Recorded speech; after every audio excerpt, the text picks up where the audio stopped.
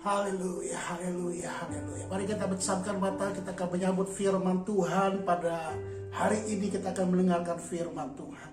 Bapa yang kami sembah dalam nama Tuhan Yesus, kami bersyukur apapun yang terjadi dalam kehidupan kami. Kami bersyukur karena firman-Mu berkata, mengucap syukurlah dalam segala hal, karena itulah dikehendaki Allah bagi kami.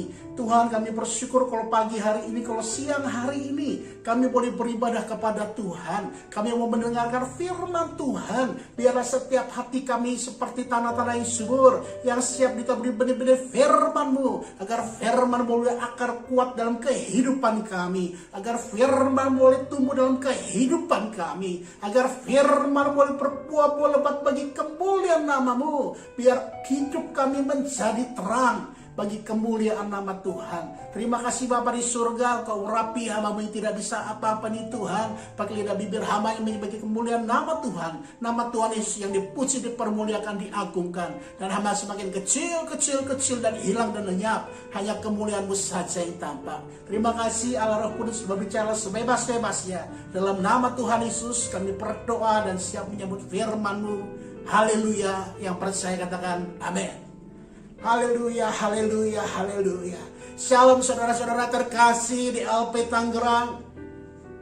Pada hari ini kita bersyukur apapun yang terjadi dalam kehidupan kita. Kita harus senantiasa bersyukur, sebab itulah dikehendaki Tuhan bagi setiap orang yang mengasihi Dia. Saudara terkasih dalam Tuhan, perkenalkan, nama saya Erik Tanujaya. Saya salah satu pendeta di Gereja Bethel Indonesia Jemaat Surya Kebenaran. Dan pada hari ini saya diminta untuk menyampaikan firman Tuhan secara online oleh Goshen. Saya akan membagikannya, saudara-saudara terkasih dalam Tuhan. Mari kita buka firman Allah dalam kitab Yohanes.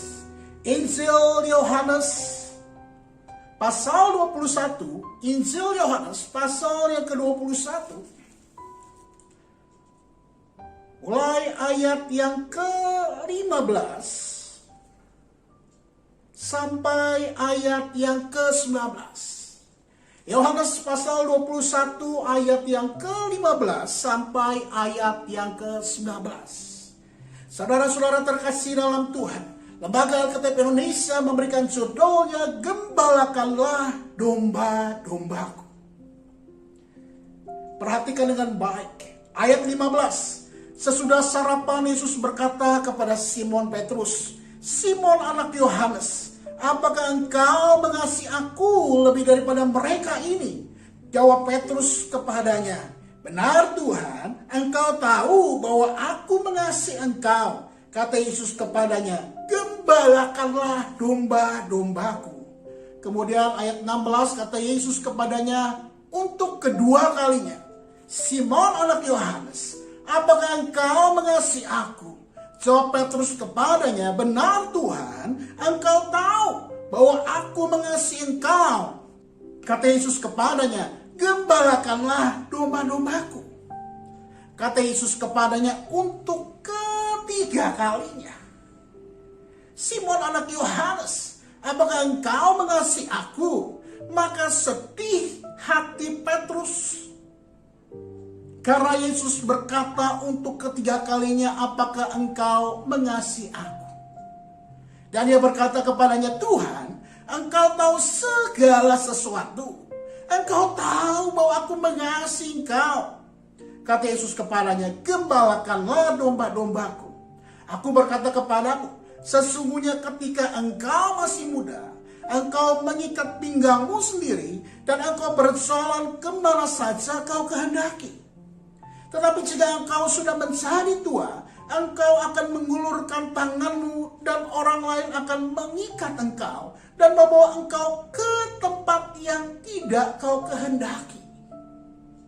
Ayat 19, dan hal ini dikatakannya untuk menyatakan bagaimana Petrus akan mati dan memuliakan Allah. Sesudah mengatakan demikian, ia berkata kepada Petrus, "Ikutlah aku." Saudara-saudara terkasih dalam Tuhan, seringkali kita membaca perikop firman Allah ini khususnya ketika hari-hari Paskah atau setelah Paskah. sebelum peringatan akan kenaikan Tuhan Yesus. Tuhan Yesus menampakkan diri kepada para murid di Danau Galilea, atau juga disebut juga Danau Tiberias, karena memang letaknya di Tiberias, saudara-saudara terkasih dalam Tuhan. Dan saat ini di tempat itu dibuat sebuah bangunan, sebuah chapel, sebuah tempat ibadah kecil, dan disitulah tepatnya bahwa Petrus pernah ditanyakan oleh Yesus, apakah engkau mengasihi aku?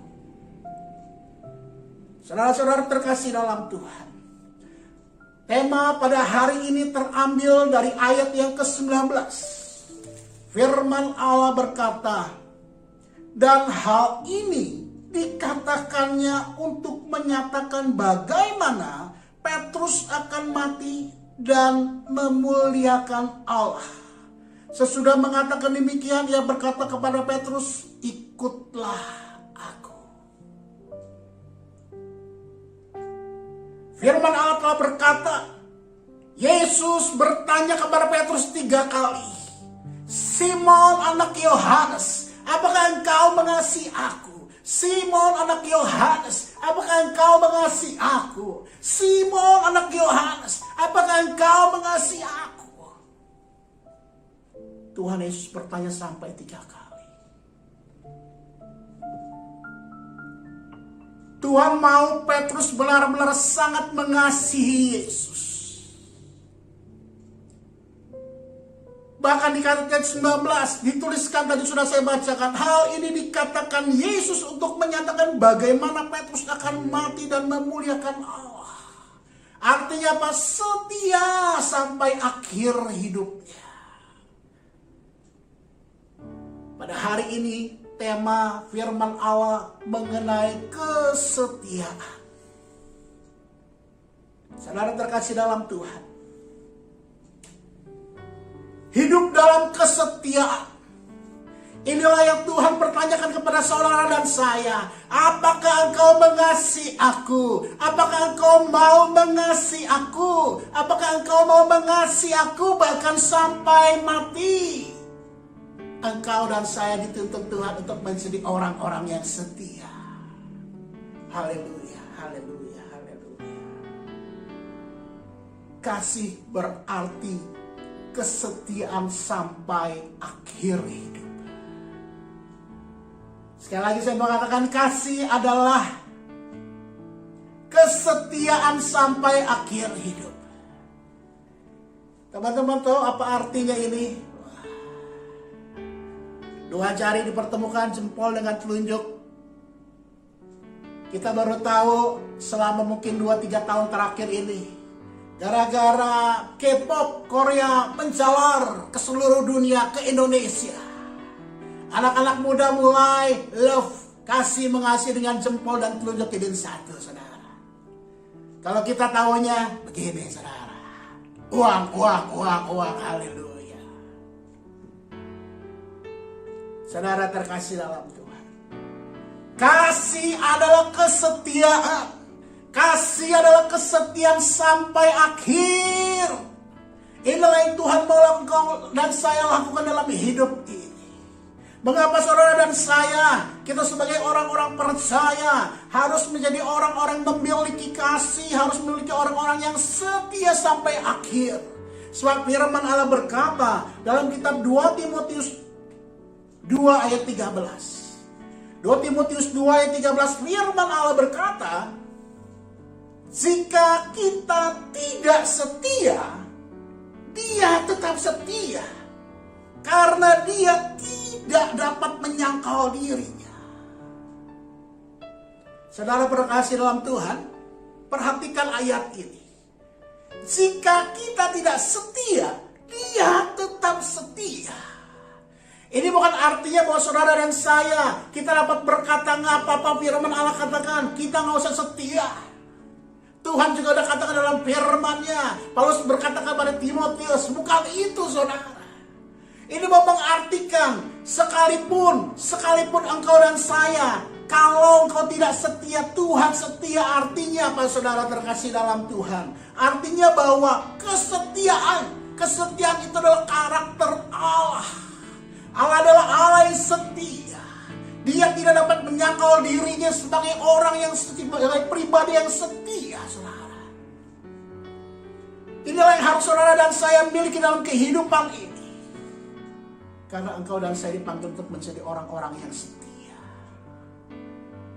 Dan ketika mungkin hamba Tuhan berkata, siapa yang mau terima Tuhan, Yesus menjadi Tuhan dan Juru Selamat pribadinya, kita mengangkat tangan, kita berdoa, Tuhan masuklah jadi Tuhan dan Juru Selamat satu-satunya dalam hidupku. Saat itu engkau menjadi milik Kristus. Engkau menjadi seperti dikatakan sebagai anak-anak Allah. Dan mau tidak mau hidupmu harus mencerminkan, harus berkarakter-karakter ilahi. Inilah yang Tuhan mau agar hidup saudara dan saya, kita menjadi orang-orang yang sangat amat setia, orang-orang yang berkarakter ilahi. Karena untuk itulah saudara dan saya dipanggil. Kesetiaan adalah karakter Allah. Apa yang harus kita lakukan menjadi orang-orang yang setia? Firman Allah katakan kesetiaan dimulai dari hal-hal yang kecil. 1 Korintus 6 ayat 19 sampai 20. Atau tidak tahukah kamu bahwa tubuhmu adalah bait Roh Kudus yang diam di dalam kamu? Roh Kudus yang kamu peroleh dari Allah. Dan bahwa kamu bukan milik kamu sendiri.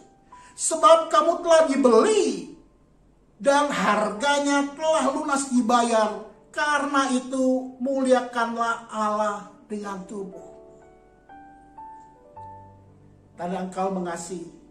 Tanda engkau adalah orang-orang yang setia kepada Tuhan. Peliharalah tubuh. Tubuhmu adalah bait Roh Kudus yang diam di dalam kamu. Kalau selama ini seringkali kita bermain-main dalam dosa. Kita mengatakan, itu mah saya hanya melakukan bohong, itu dosa yang kecil. Nggak apa-apa, setiap orang juga melakukannya. Biasa itu tipu-tipu. Lumrah itu cuma perkataan doang. Yang penting saya tidak melakukan hal-hal yang tidak berkenan. Saya tidak membunuh orang mungkin. Saya tidak mencelakakan orang. Tapi firman Allah dengan jelas berkata, tidak tahukah bahwa tubuhmu adalah bait Allah. Dan engkau dipanggil untuk hidup kudus. Lukas pasal 16 ayat 10, firman Allah berkata, barang siapa setia dalam perkara-perkara kecil, ia setia juga dalam perkara-perkara besar. Dan barang siapa tidak benar dalam perkara-perkara kecil, ia tidak benar juga dalam perkara-perkara besar. Ini berbicara mengenai kesetiaan. Setialah dalam hal-hal yang kecil. Kalau engkau setia dalam hal kecil, engkau akan setia dalam hal-hal yang besar. Ini jelas firman Allah katakan. Barang siapa tidak benar dalam perkara-perkara kecil, ia tidak benar juga dalam perkara-perkara besar. Artinya apa saudara yang terkasih dalam Tuhan? Artinya bahwa kesetiaan itu berkaitan dengan kehidupan di dalam kebenaran. Tuhan memanggil saudara dan saya sekali lagi bahwa engkau diminta untuk setia di dalam kehidupan dalam kebenaran. Katakan amin. Haleluya. Jagalah hidupmu di dalam kekudusan. Hidup dalam kebenaran. Yohanes pasal 21. Berkata ketika Petrus berpaling, ia melihat bahwa murid yang dikasihi Yesus sedang mengikuti mereka. Yaitu murid yang pada waktu mereka sedang makan bersama-sama duduk dekat Yesus. Dan yang berkata, Tuhan, siapakah dia yang akan menyerahkan engkau? Ketika Petrus melihat murid itu, ia berkata kepada Yesus, Tuhan, apakah yang akan terjadi dengan dia? Jawab Yesus, jikalau aku menghendaki supaya tinggal hidup sampai aku datang, itu bukan urusanmu, tetapi engkau ikutlah aku. Kalau engkau dapat berkata, Pak, orang lain bisa, saya melihat dia ke gereja, dia rajin beribadah, dia memberikan persembahan persepuluhan. Tetapi saya tahu jelas kehidupan dia memakai topeng.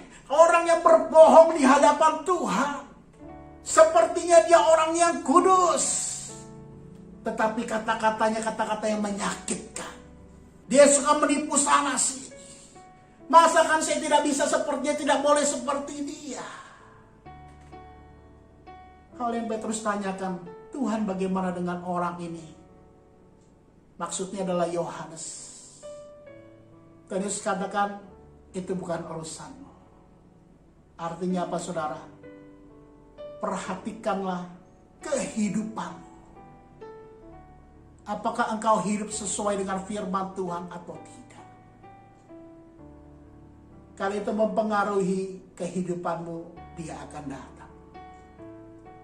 Tetaplah setia dalam menjaga kekudusan dan hidup dalam kebenaran. Haleluya. Yang kedua, mengapa saudara yang terkasih, saya dan saudara terpanggil sebagai orang-orang, sebagai murid Yesus? Kita harus menjadi orang-orang yang setia. Ternyata yang kedua, bahwa kesuksesan hidup itu terletak pada kesetiaan. Sekali lagi saya mau katakan, kesuksesan hidup terletak pada kesetiaan. Saudara terkasih, mungkin kau sering mendengar, Pak, orang banyak berkata, pendidikanlah adalah sebuah kunci kesuksesan dalam hidup, Pak. Bukan kesetiaan, Pak. Pendidikan. Tetapi saudara terkasih dalam Tuhan, saya mau mengutip dari perkataan dari sebuah buku yang judulnya The Millionaire Next Door. Artinya milioner orang kaya tetangga kita, saudara. Ini judul bukunya. Judul bukunya ditulis oleh seorang yang bernama Thomas J. Stanley bersama dengan William Danko.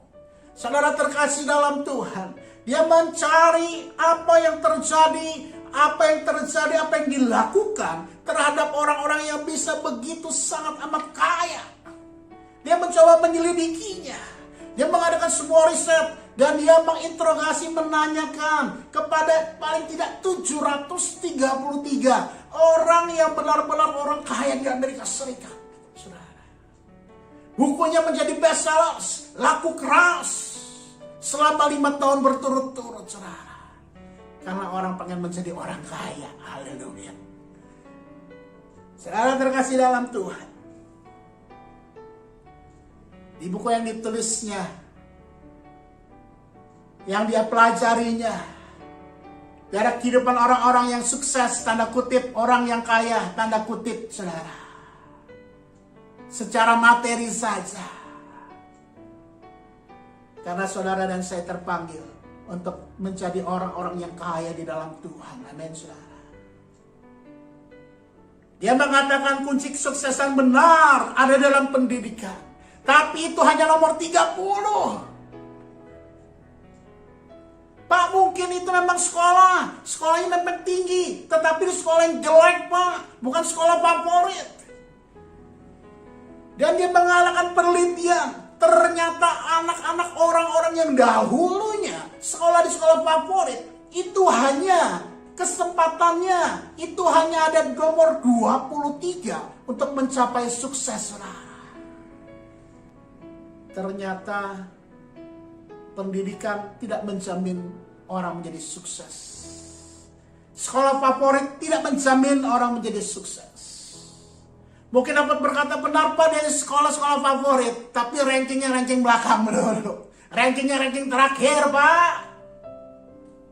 IQ-nya IQ jongkok, cuma mungkin orang tuanya banyak duit, banyak hepek. Bayar sekolah mahal, masuklah. Kalau pinter, Pak, itu baru orang benar-benar pasti sukses. Di dalam surveinya ini dikatakan bahwa kepintaran IQ itu hanyalah nomor ke-21. Tidak menjamin orang pintar itu menjadi orang sukses. Saudara terkasih dalam Tuhan, orang dapat berkata, Pak, kunci kunci kesuksesan adalah kerja keras, Pak. Orang yang kerja keras pasti hidupnya sukses, hidupnya bahagia. Saudara terkasih dalam Tuhan, kata Thomas, J. Stanley dengan William dan Co. dalam bukunya ini berkata, ternyata bahwa kerja keras itu hanyalah nomor 5. Untuk orang menuju suksesannya nomor 5 bagian. Memang benar kita harus bekerja keras. Bahkan firman Allah berkata, engkau harus bekerja seperti kau bekerja untuk Tuhan. Kita memang dipanggil menjadi orang-orang yang harus bekerja keras. Orangnya malas tidak usah makan. Firman Allah bahkan mencatatkan demikian, saudara. Tetapi kerja keras sekali lagi, menurut penelitiannya, terhadap 733 orang yang kaya secara materi di Amerika Serikat hanya menduduki nomor 5, saudara. Tahukah yang nomor 1? Kunci kesuksesan nomor 1 adalah menjadi orang-orang yang benar, orang-orang yang jujur, orang-orang yang baik. Dan saudara tahukah bahwa kesetiaan adalah bagian. Orang yang setia adalah orang-orang yang baik. Kesetiaan adalah kunci kesuksesan. Setiap orang mendambakan rumah tangga yang sukses, keluarganya yang sukses. Tetapi apakah benar rumah tangga yang sukses menurut Anda bagaimana? Pak, itu kalau sukses, orang yang sukses itu istrinya lebih dari 1, itu sukses, Pak. Saudara terkasih dalam Tuhan. Tapi rumah tangganya berantakan. Orang yang sukses tidak mungkin dalam keluarganya, tidak mungkin ketika melihat perempuan cantik langsung matanya lirikannya maut. Tetapi orang sukses dalam rumah tangganya, pasti dia adalah suami yang setia terhadap istrinya. Amin, saudara. Haleluya, haleluya. Orang rindu dalam sukses dalam pekerjaan. Pengen rindu jabatannya makin tinggi, makin tinggi, makin tinggi. Kuncinya adalah dia menjadi orang yang setia. Ketika dia menjadi orang yang setia dalam pekerjaannya, dia akan menaikkan jabatan yang lebih tinggi lagi. Dipercaya ketika dia bekerja dengan keras, dengan giatnya, perusahaan melihat, pimpinan melihatnya, keuletannya, kerajinannya, ketekunannya, tidak pernah datang terlambat. Tuhan memberkatinya. Kuncinya adalah kesetiaan. Firman Allah, pada hari ini saya tidak memperpanjang firman Tuhan. Tetapi Anda dan saya harus menjadi orang-orang yang setia sebagai pengikut Kristus. Karena yang pertama tadi, bahwa kesetiaan adalah karakter Allah, karakter ilahi. Dan engkau dipanggil untuk menjadi serupa dengan Dia, serupa dengan Kristus. Hiduplah di dalam kekudusan dan dalam kebenaran.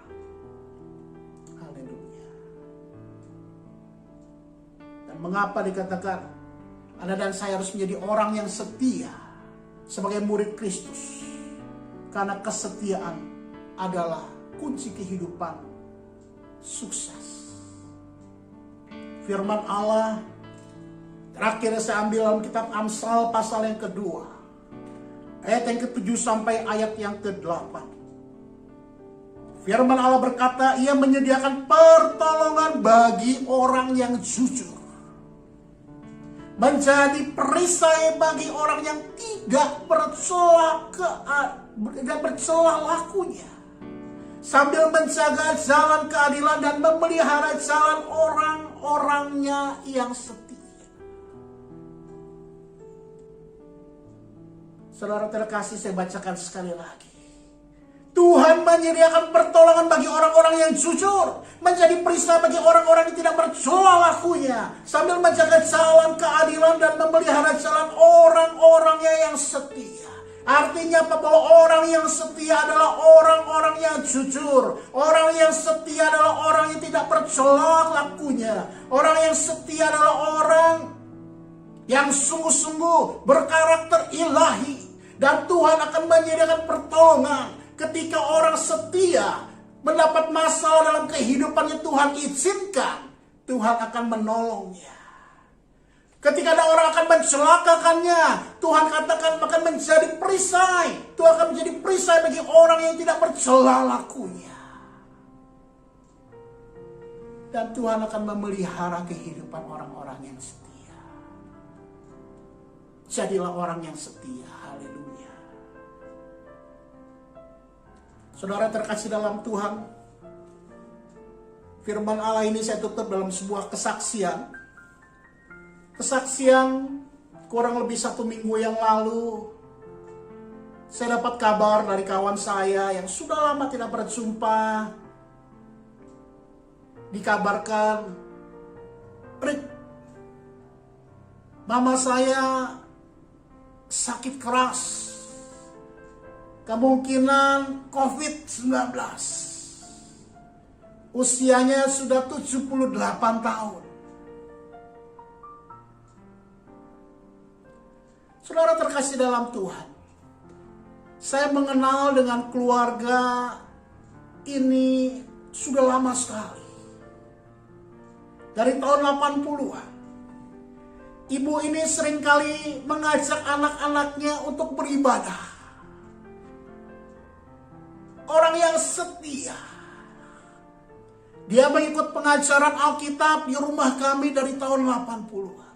Ketika ada persekutuan doa di rumah kami, dia mengikutinya bersama dengan kami. Ketika kemudian kami mulai bergereja, dia beribadah bersama-sama dengan kami. Tapi karena satu hal, ibadah kami pada waktu itu berbeda-beda tempat, dia tidak bisa ikut bersama dengan kami. Anak-anaknya cukup setia bersama dengan kami melayani dalam ibadah-ibadah gereja. Berita sakitnya itu tepat 3 minggu sebelumnya. Ketika saya sedang membantu kawan saya yang pindahan, tiba-tiba handphone saya berdering.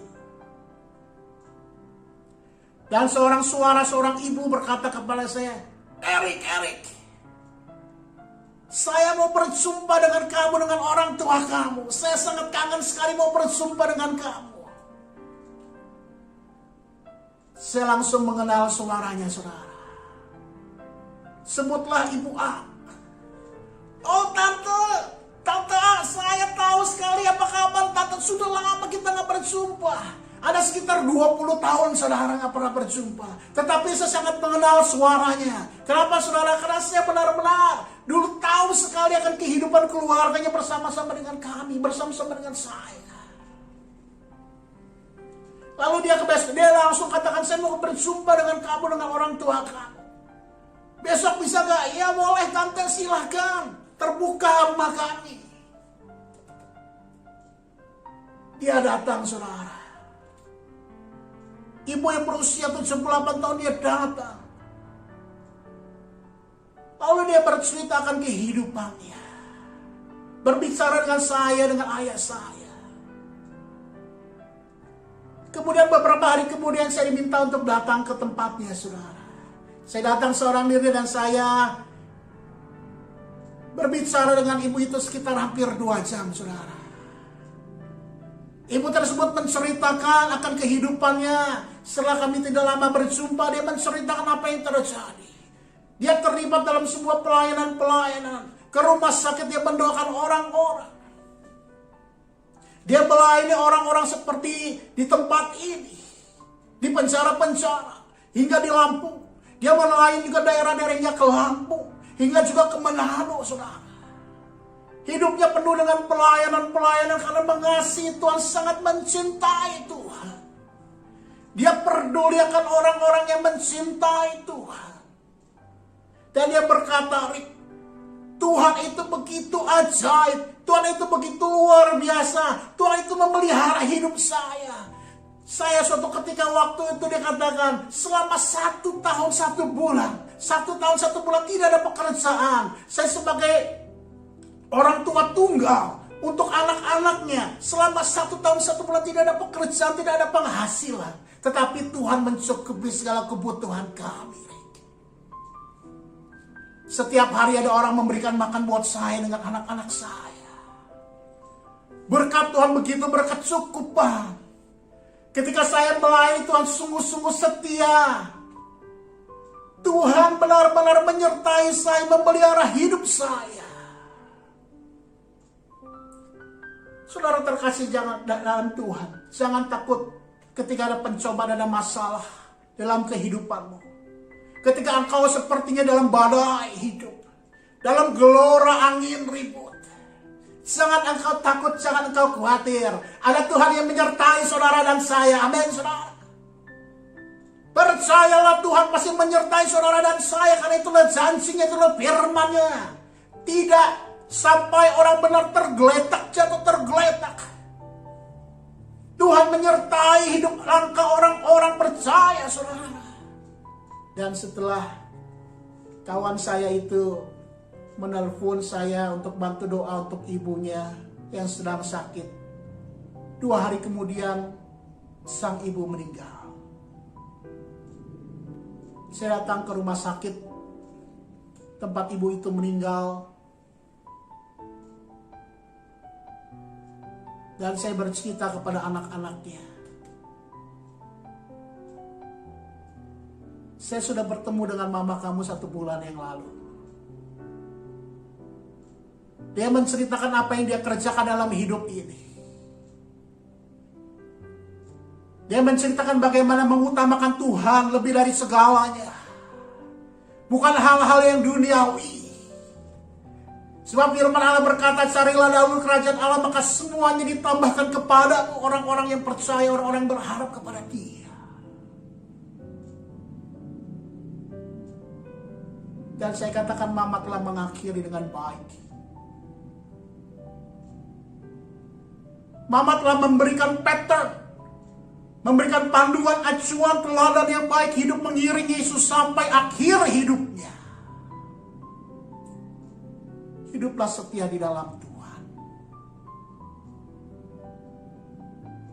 Anak-anaknya sangat bersyukur. Bahkan sebelum akhir hidupnya, ibu ini berkata kepada saya, Rick, saya mau bantu tempat-tempat panti jompo yang dalam kekurangan. Ayo kamu bantu saya cari tempat panti jompo.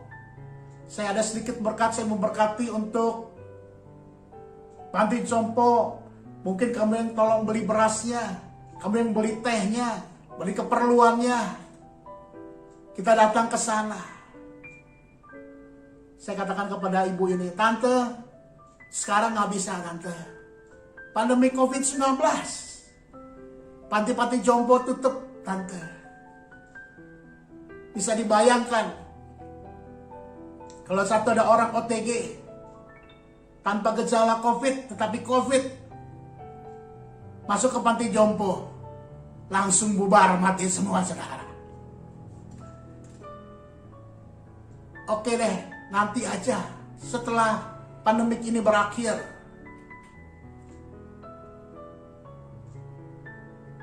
Saudara, keinginannya, kerinduannya, kesetiaannya mengiringi Yesus sampai akhir hidupnya. Biarlah ini menjadi teladan bagi kehidupan saudara dan saya dalam mengiringi Yesus. Mari kita pejamkan mata, kita bersyukur untuk firman Tuhan. Bapa yang kami sembah dalam nama Tuhan Yesus, kami bersyukur untuk hari ini kami boleh mendengarkan firman-Mu tentang kesetiaan. Engkau menghendaki setiap kami menjadi orang-orang percaya, bukan sekedar sebagai orang-orang percaya, bukan sebagai sekedar KTP kami bertuliskan Kristen pengikut Engkau, tetapi hidup kami sungguh-sungguh menjadi orang-orang yang setia di tengah dunia ini. Sekalipun dunia bergejolak, sekalipun kehidupan kami banyak gejolak, tapi ampuni kami, ajar kami Tuhan senantiasa menjadi orang-orang yang setia. Kami percaya Engkau akan memampukan kami. Sebab firman Allah katakan, penderitaan-penderitaan kami alami adalah penderitaan-penderitaan yang biasa, tidak melebihi kekuatan kami. Karena Engkaulah sumber kekuatan itu Tuhan.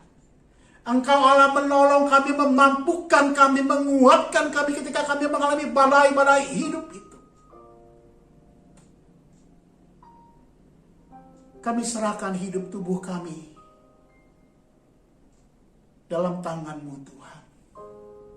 Kami mau menjadi orang-orang hidup dalam kekudusan. Kami mau menjadi orang yang hidup dalam kebenaran firman-Mu. Agar kami dapat hidup menjadi orang-orang yang setia sampai akhir hidup kami. Dan kami belajar, kalau orang dunia saja berkata, kunci kesuksesan hidup adalah dari kesetiaan.